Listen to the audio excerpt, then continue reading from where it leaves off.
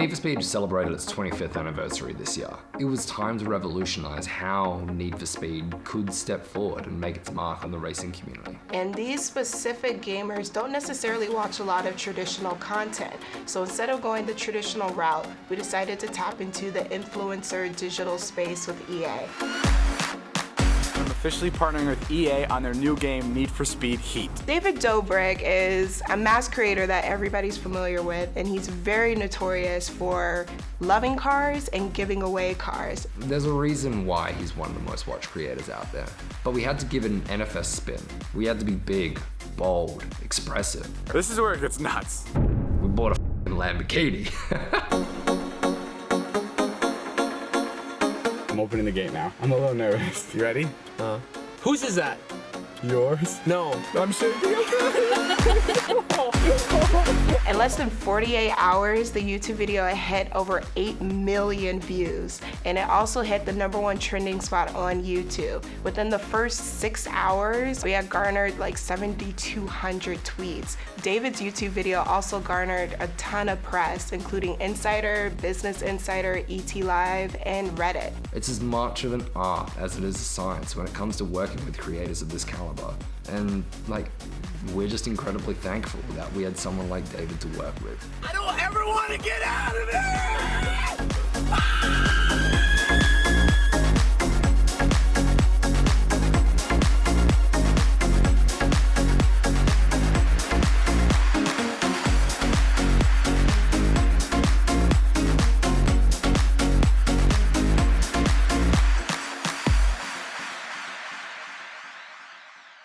I'm the ugly crier up there, by the way. That was me. Yeah, I get emotional like seeing that again. It's insane. I think everyone that touched this campaign, from the brand EA or Brand Entertainment Network or you or David, everyone that watched this got a tear to their eye. Like, it was truly a real response. Yeah, it was hands down the most surreal thing I've ever experienced in my life, and I literally can't explain it to anybody that asks, because everybody asks, what was that like?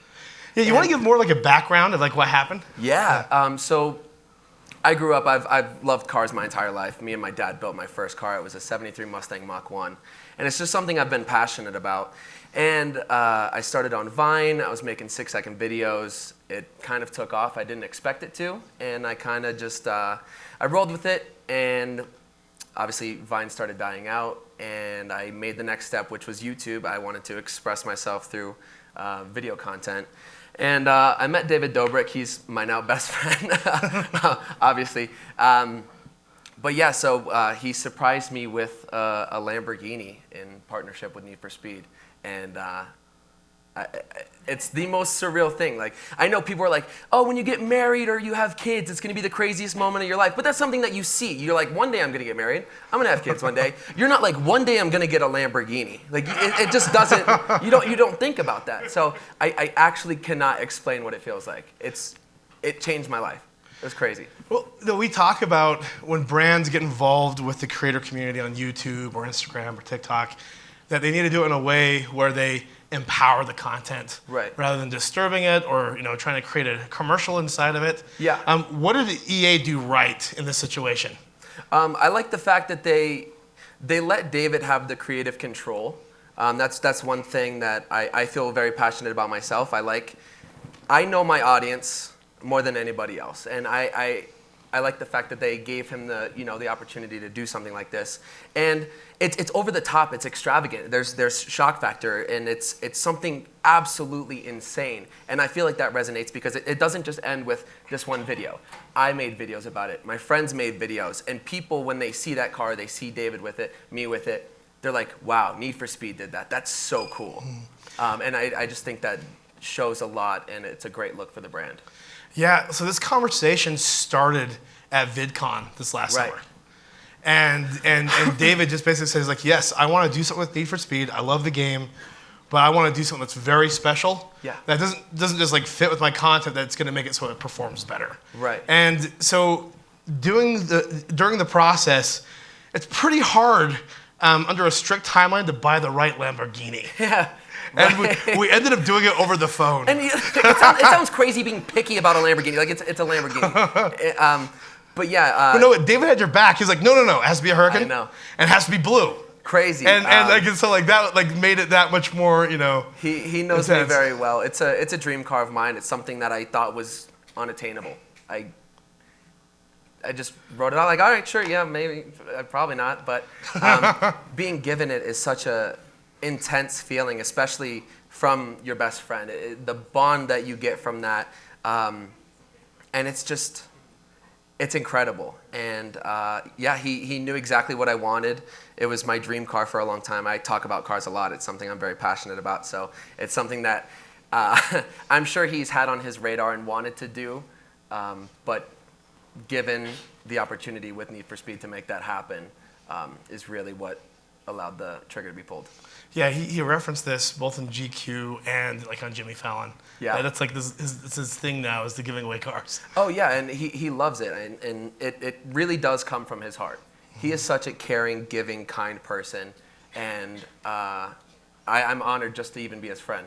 And I think it's really great. Yeah, like from the brand perspective, we have ways where we look at all the data. We utilize AI technology to be able to make predictions on how are things going to work. Yeah. When you narrow it down to this type of piece of content, it's really risky when the request is, definitely, I need a Lamborghini. Right. It's expensive, and it's very scary from the brand perspective, thinking, okay, well, how are we going to get an ROI on this? And that's where David and his expertise just really said, look, I know how to overperform with my audience, and this is exactly what needs to happen. And as a result, ended up being extremely successful and got a lot of traction. Yeah. Quickly. What have you learned from this experience on how you now work with brands moving forward? Do you ask for additional Lamborghinis? No, I've never asked for a Lamborghini. I'm just joking.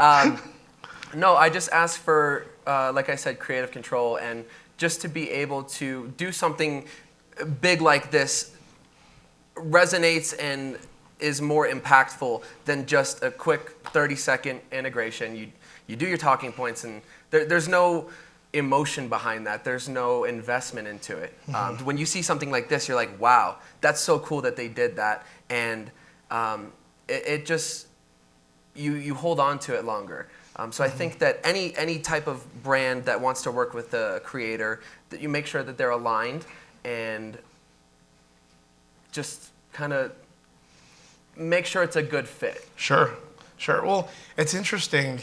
We have a data-driven process that we call the consensus triangle, where the brand comes to the table with the objectives, with the vision.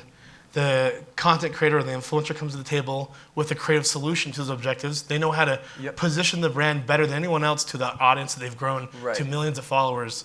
And then when you reach that consensus, the data shows that the brand will get higher views, higher clicks, higher engagements, and even higher in sales and conversions. Right. Because the audience sees the content, it resonates with them, and they're happy that the brand has empowered the content creator.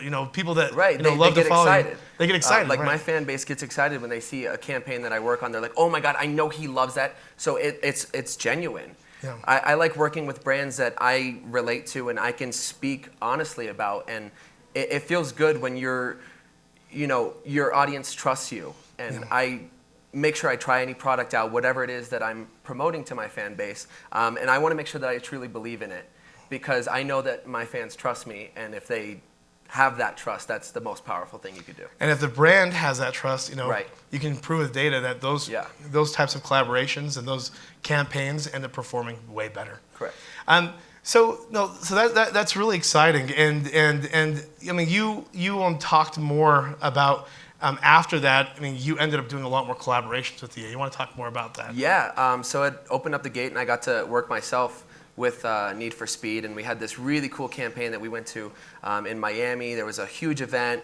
They gave our entire friend group Ferraris, Lamborghinis, every crazy car you could imagine, and they were just like, have fun, film your experience, come to the event. And that was something that was so on brand with myself that my fans were excited to see it. And it was one of the most amazing campaigns I've ever done.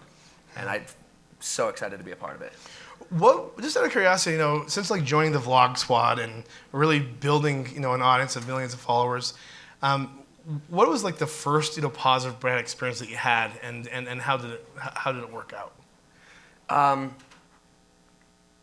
I'd say, well, I was doing brand deals on Vine beforehand, so I kind of got a taste for this world. Yeah. I worked with McDonald's a long time ago on Vine, and we had this really cool campaign, and that is when it really hit me. I was like, wow, this is really big. This is crazier than I had ever imagined, because this isn't something that I started and set out on a mission like, I'm gonna be a Viner and then a YouTuber. It's kind of something that I did as a passion project, and it became this. So yeah, I think that McDonald's campaign way back in the day is really what kind of did it for me. Awesome. What's some advice? Because you're a channel that and you have good content where a lot of brands want to work with you. I mean, what are some of the advice other than making sure the creator and that you have creative control and you can create the messaging. What are some other ways that you'd give advice to brands to better engage with creators? Some advice that I would have is work a little bit more frequently, a little bit longer term. David has a ongoing partnership with SeatGeek, and fans see that and they get excited because it is a reoccurring thing. They're like, oh, I bet you it's that. It's SeatGeek. And it's become such a part of who he is as a YouTuber. They associate giving away and doing cool videos with that. So I think... So SeatGeek makes the videos better. Right, because it gives him the opportunity to have that money to spend and put into the video. So being more often and reoccurring throughout the videos, I think is more impactful, and you just become more associated with the creator that you're working with. So I think that's really powerful. And also really taking the time to work with a creator that you feel represents your brand, as opposed to just, sure, anybody else, go ahead, have this deal. I think, align yourself, like I said, with a creator that you feel represents your company, and you could do a cool integration with. No, that's awesome. Where do you think? I mean, so we're talking about shock factor content, and this definitely is, a good example of shock factor content. I think in the history of advertising, this has been seen as viral videos or really, strong commercials that get millions of views. But with the landscape changing, there's been a decentralization of content. There's more streaming platforms than ever before. There's more influencers than ever before. There's literally millions. It's hard for us to even process how much content is out there. Right. How important do you think it is, finding these types of moments inside the content rather than in commercials outside the content? Well, you're talking about an ad before, a pre-roll, or like a commercial right. rather than an integration. One, it's being said by your favorite creator, who you absolutely love and will, you'll follow. So I think that in itself is way more impactful. But also, people are using ad blocking technology, so they're not seeing a lot of the, pre, mid-roll, whatever it is. So when you have a brand that you're integrating in the middle of a video, your viewer is already engaged in the content. And then if you do it in a natural way and make it fun or funny or insane like this, I think that is way more effective than just a quick little pre-roll. Well, yeah, and a lot of it I think is because you mentioned ad blocking technology, over 50% of the population in the globe have ad blocking technology. And then I think just in the US, over 65% of people have an ad blocking strategy when they're watching TV.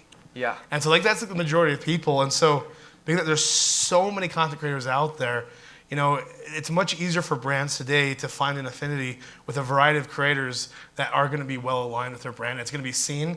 And instead of having a casual view, it's actually, as you mentioned, people that love you. Right. So that's more of a loyal view, someone that's engaged, trusting, and believes what you're going to say. A lot more likely to purchase that product or subscribe to whatever it is that you're promoting. I think it's way more impactful. There are a lot of brands here. I'm actually really impressed with how many brands Brand Storytelling brings every year. Hey, brands. What are a couple of brands that you really, would love to work with? I like cars, but I'm an avid fisherman. I really like golf. Any type of outdoorsy stuff like Bass Pro Shops is one of my go-tos. Is the rest of the vlog squad like that? Because absolutely, you know how hard it is for me to try to get those guys are like my city friends? slickers, right? Like Yeah. you're more of a redneck. Nobody right? wants to go out camping with me, but I get them too every once in a while, which is really nice. So just anything outdoorsy stuff like that, I really enjoy. REI is a great one. A great one. There's some hints coming from the audience. I have one next to my my home that I go to pretty frequently. Are you noticing, there's sometimes rumors, which, aren't really truly data-driven, that, the end of influencer marketing is coming soon. But have you seen an increase of opportunities to collaborate with brands, or has it been more of a decrease? I personally have seen an increase within the last year, 2 years even. I think social media is still relatively new, and it's hard to go from traditional and be like, sure, let me give this 16-year-old kid X amount of dollars to go post a YouTube video about it. It sounds kind of crazy, but I feel like they're doing an amazing job selling products, and I feel like that speaks for itself, and that's why it is becoming more popular, and brands are spending more in the YouTube space, or even Instagram, or other platforms. No, for sure. So I personally don't think that the ad spend is. Do you ever come across a brand or an agency that tries to get like a copywriter on the call, or like an art director trying to dictate how the integration is supposed to work? Yeah, I mean, I've had people try to structure my video in multiple different ways, but I stand my ground and I say I know what my fans want to see, and I know how to represent this company in a light that they would get excited about. So as long as I hit the guidelines and do all the deliverables that need to be done, I feel like that. Yeah, I think it's one of those things where a lot of times people want to put on a creative hat, or there could be an agency that wants to be the creative director, and they look at it as like a shoot. But one thing I think that we try to educate our clients or prospective clients is that is a very emotionally driven way of doing things. Right.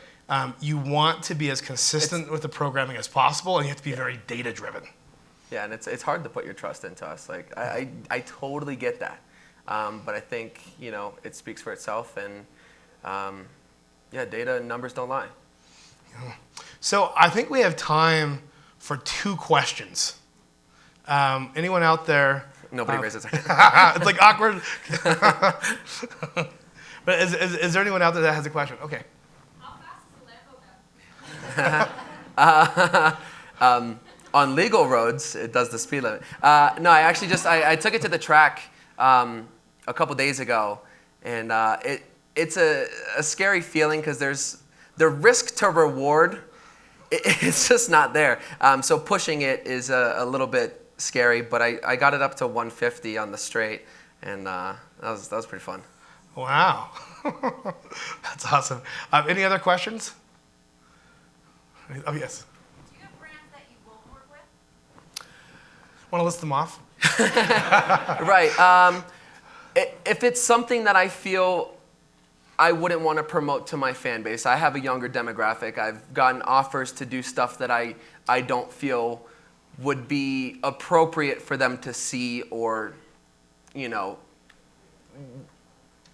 be shown. So that I would politely turn down.